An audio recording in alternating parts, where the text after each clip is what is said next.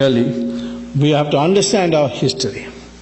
But we also have to understand the threats to our civilization that is coming place. And we have to have a united response to it. In private conversation, everybody talks to me about Muslims and the danger they pose and so on. Well, I suppose they are looking at this terrorism all over the world, and they are not ready like other people to make a distinction. And they generally say in a generic term the Muslims are terrorists, etc. But the fact is, you see, the problem with Muslims is not their terrorism. It's their religion is so clear-cut. And in a sense we should admire it because they know their mind. We Hindus are the people who don't know their mind. It's like Arjuna sitting in the middle of Mahabharata, in Kurukshetra, saying, "Shall I kill my brother? Shall I not kill my brother?" Or when Karna was down repairing his chariot, and he said, "Shall I kill him now? Is it proper for a Kshatriya to kill him?" Krishna had to tell him each time that he has to do it. So this nagging doubts, the Indians have all kinds of nagging doubts. Whereas the Muslim is very clear-minded. And Muhammad told them the world is in three parts. And the Muslim behavior must be different for each of those parts. First part, he said, is Darul Islam. Darul Islam is where the Muslims are in power. They are in majority, they are in power. And he says there should be no allowance, accommodation for any other religion. So either they must convert or be killed. It's as specific as that in the Sirah and Hadith. So in most of these countries where the Muslims are in power, you can see a total intolerance to the minorities. In Saudi Arabia, we have so many Hindu workers there. Can they celebrate Diwali in Saudi Arabia? No. Can they build a Hindu temple like you are able to build here in the United States? No. Can you even carry the picture of Ramchandra ji in your pocket when you go to work? No. And there are penal offenses if you do it. You can't even have Satyanarayan Puja inside your own house. Now, this is the position of Muslims when they are in majority. When they are in minority, as in India, they are demanding mosques, they are demanding their right to read namaz, the Friday holiday, etc. It's a separate code for marriage, and so on. So what the Muslims demand as a minority, they will not accept to give when they are in the majority. So that's you may not like this point of view, but there's clarity in that mind. And so Muhammad says that when you are in majority, you are not to tolerate any other religion. You must wipe it out.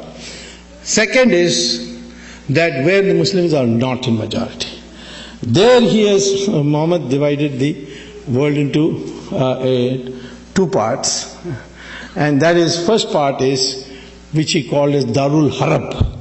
Darul Harab is where the Muslims are in a sizable minority and the majority is divided. The majority is confused, like we are today, like we Hindus are today. There Muhammad says that the job of the Muslims is to go on demanding more and more concessions by acting collectively and ultimately reach a point where they are able to transform that the society into a Darul Islam, from Darul Harab to Darul Islam. So when you look at the laboratory experimentation of this, selecting, looking for evidence, you see this very clearly. Take Kashmir. Kashmir is, the valley at least is a majority Muslim area. See what has happened to the minorities there. 500,000 Kashmiri Pandits have been driven out. All the temples have been destroyed to the extent that they can, where it's not protected by central police. And Hindus have hardly any rights. They are discriminated against, they are threatened. In Pakistan, it's very difficult to remain a Muslim. There are a few Muslims there, maybe a few Hindus, or like about 50,000 or so. Some say 500,000, but I don't know. But those who come from there tell horrible stories of what happens to them. In Bangladesh, in 1947, there were 32% of the population were Hindus. Today it's only 7%. Nobody talks about it. You see, they'll talk about Gujarat every day, but they will not talk about what's happening in Bangladesh. And it's not only states and countries. Even districts you will see this. If you go to, say, Mau in Uttar Pradesh, you can see it.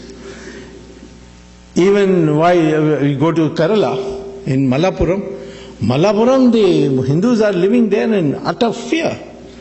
And they invited me recently to address a meeting, and I did go.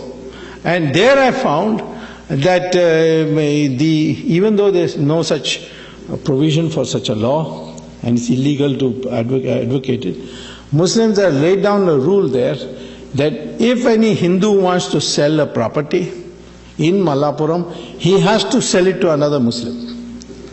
So this is, you can see in a district. Even smaller you go down to Tamil Nadu. Total population of Muslims in Tamil Nadu is 5%. In one area near Vellore, it's called Mel Visharam, there is a town panchayat. In the town panchayat there is 75% Muslim. And the local body's election, they come to power in the administration of that town panchayat. And they will not give any amenities of the town panchayat to these Hindu areas until they agree to convert. So they make it a condition. You convert, we'll give it to you. Otherwise, we'll not give you. I went there and I saw myself what was happening. So I went to the court and got a court order. And now, of course, the matter is rectified. But I can't do this on a micro basis. I did it as an example, but this is what's happening. This is the mindset of the Muslim. And finally, Muhammad says, if you are in a minority and the majority is united, then Muhammad says surrender and don't argue with the minority. And that's what we see in countries where the majority is united. Australia, one day Imam said that, I can't, it's intolerable to have a uniform civil code with the Christians in Australia. We need our own Sharia. And I appealed to the Prime Minister to give us Sharia. So Prime Minister was a lady, the next day said, if you want Sharia, my recommendation to you is to go and find another country, because in Australia we are not going to give you a separate code. You will have only a uniform civil code. Now, immediately the following day, all the Muslim organizations passed a resolution saying that this Imam is an idiot or is an imbecile, he doesn't represent us. We are very happy with uniform civil code. So in Australia, the Muslims will accept uniform civil code, but not in India. And this, in the United States also, you can't have a separate, although there are heavy efforts going on. So where the majority is united, the Muslim population is advised by Sirah and Hadith to cooperate, collaborate, capitulate to the majority. And I think there's a lesson for us in that unity. What is the problem today in India? There are all the time an accusation that politicians are, appeasing the minority, they are appeasing them to get votes, it's vote bank politics, so on. Well, I have talked to those politicians, like Maulam Singh, and I told them, what is this that you are doing? So he said, well, I can't get elected unless the Muslims vote for me. Because the Hindus will only vote, only Yadavas will vote for me. Others will not vote for me. So therefore I have to appease them. And the day the Hindus vote as one block, that day I will put on a tika and say, Jai Shri Ram, and come out of my house. Because I am interested in getting vote, and this is the way to get it. And I am telling you today that all this appeasement talk that you are You people are condemning, I see people condemning politicians for that. I am telling you that the day the Hindus will unite, all these politicians change around. And they will start talking in terms of Hindus and what should be done for them. We are 80% or 80 plus. Even today.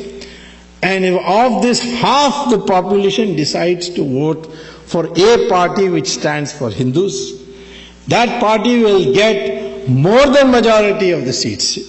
Majority is 272, but according to my calculation, you'll get 320 seats in the 544 member House of Parliament. So how is the Muslim responsible for our plight? It is we, for lack of unity, for lack of ability to vote, at least once, twice, as Hindus, and say that we, for the sake of protection of our civilization, we are going to vote for a party which will work for our interests. Certainly that party cannot be Congress, because the Congress today has been taken over by Sonia Gandhi, who is answerable only to the Vatican, and she promotes Christian missionary activity. We are not against Christians. Christians can propagate as much they like in India, but we don't want foreign missionaries to come here to India and poke their noses into our internal affairs. But she abets them, she brings them, so obviously voting for them is useless. The only grouping which can possibly work for Hindu interests would be the NDA, and there of course I'm hard at work.